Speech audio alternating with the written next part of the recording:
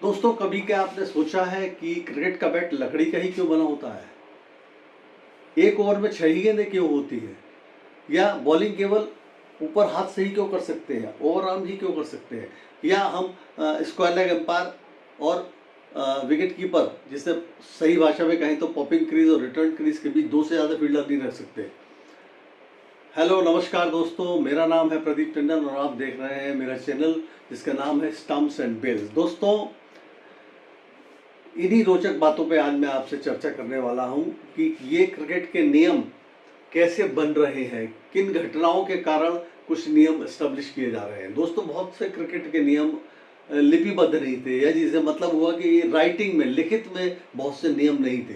Cricket का bat से लकड़ी का सब लोग खेलते आ रहे हैं आदिकाल से, जब से क्रिकेट चली है, लेकिन ये कहीं लिखा हुआ नहीं था कि बैट लकड़ी का ही होगा। इसके पीछे कब बदलाव हुआ? 1979 में ऑस्ट्रेलिया और इंग्लैंड के बीच टेस्ट मैच चल रहा था वाका ग्राउंड पर।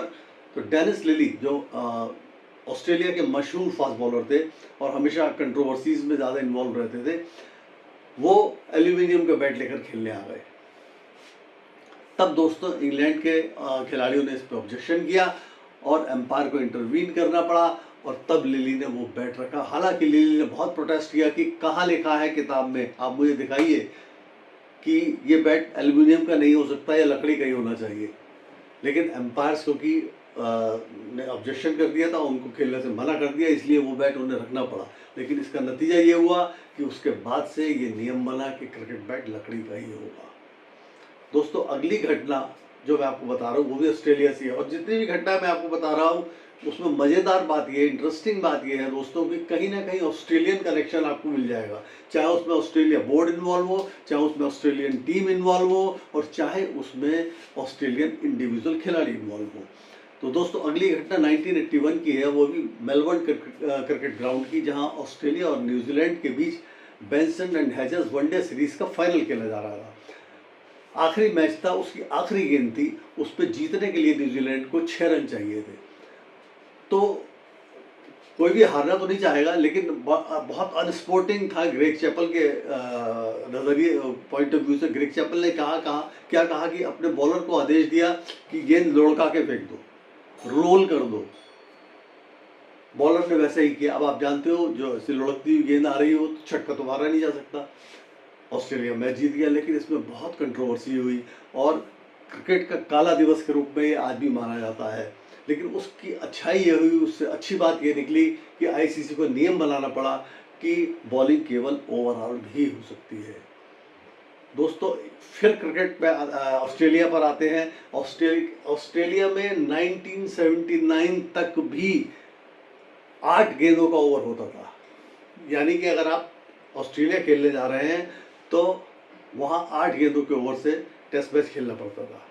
बाकी सारी दुनिया चाहे 6 गेंदों का ओवर करती थी, लेकिन ऑस्ट्रेलिया 8 गेंदों का ओवर करती थी। ये एक कंट्रोवर्सी का पॉइंट था, और आखिर में इसमें आईसीसी ने इंटरवीन किया और बाद में उसको लिपिबद्ध किया, उसको राइटिंग लेकर आए कि ओवर हमेशा 6 ही गेंदों का होगा। चौथी घटना भी बताता हूँ दोस्तों, जो बहुत ज़्यादा ऐतिहासिक घटना है, बॉडी लाइन, उस पर पिक्चरें भी बनी हुई हैं दोस्तों, और ये इतनी मशहूर घटना है कि इससे इंग्लैंड और ऑस्ट्रेलिया के राजनयिक संबंध तक बिगड़ने की नौबत आ गई थी। हुआ यूँ कि 30 के दशक में जब इंग्लैंड और ऑस्ट्रेलिया के बीच मशहूर सीरीज चल रही थी, एशेज सीरीज, तो उसमें ऑस्ट्रेलियन बैट्समैन आउट नहीं हो रहे थे। इंग्लैंड के गेंदबाजों ने बहुत प्रयास किया, लेकिन वो आउट नहीं कर पाते थे, खासतौर से डॉन ब्रैडमैन को। तब उन्होंने बहुत मंथन करने के बाद ये बॉडी लाइन थ्योरी निकाली। बॉडी लाइन थ्योरी का मतलब ये हुआ कि वो शॉर्ट पिच गेंदें लगातार बैट्समैन की बॉडी में फेंकते थे, और इधर तीन लेग स्लिप, गली, short leg, silly mid on, और डी फाइन लेग और डीप स्क्वायर लेग, सारे फील्डर इधर लेने के बाद शॉर्ट गेंदों से बैट्समैन की बॉडी हिट करते थे। और याद रखिए, उस समय हेलमेट भी नहीं होते थे, तो बैट्समैन को मजबूरी में बॉडी बचानी पड़ती थी और बैट लगाना पड़ता था, उसमें वो कैच आउट हो जाता था या फिर इंजर्ड होता था वो। तो ये बहुत कंट्रोवर्सी होने लगी, इस पे काफ़ी दोनों देशों के संबंध बिगड़े, दोनों देशों से बहुत बात बढ़ गई।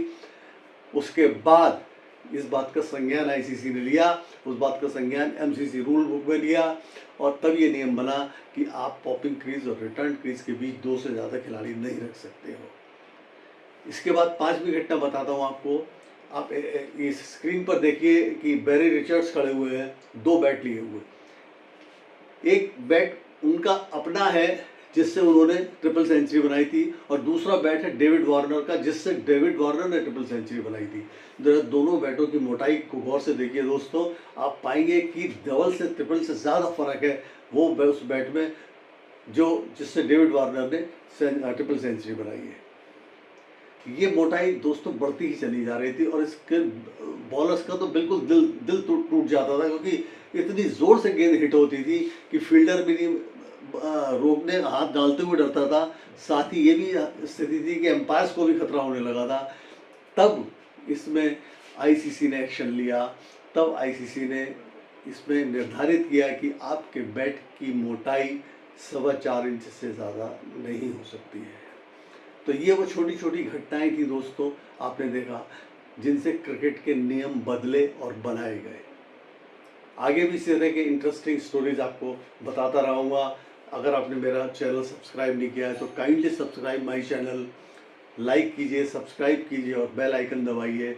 अगले एपिसोड में ऐसे ही एक मज़ेदार किस्सा, मज़ेदार इन्फॉर्मेशन, मज़ेदार न्यूज़ लेकर आपके लिए आऊँगा। तब तक के लिए धन्यवाद, नमस्कार।